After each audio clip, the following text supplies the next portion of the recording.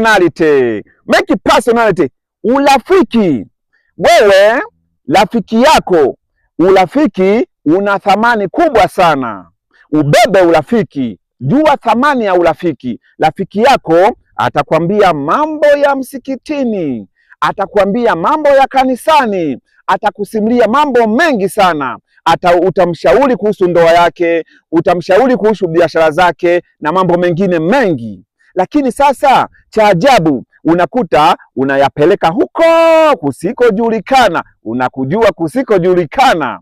Halafu ambapo hakujulikani huko, kumbe wanajitambua zaidi, wanakuona wewe sijui ni nini hiki. Sasa tunza siri za rafiki yako, tunza mambo ya rafiki yako hayo.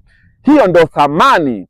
Lakini kuna watoto pia, watunze siri. Mama, tunza siri. Tena kina mama mtunze siri. Make personality. Kina baba mtunze siri.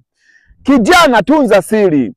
Unapokuwa umepewa siri na mambo fulani yanayojenga ndani ya kifua chako, yanaingia ndani ya kifua chako, hamna mtu atapasua hicho kifua kujua yaliyomo ndani ya kifua, ile isipokuwa ni wewe mwenyewe unaamua kuyatoa. Unajidhalilisha bwana we. Hamnaga urafiki wa hivyo. Jua thamani ya urafiki, na ndio maana usikurupuke kuwa na rafiki. Mimi inanichukuliaga muda mrefu sana kumjua rafiki wa kweli, na wewe Mungu akuongoze katika hilo. Make personality. Make personality.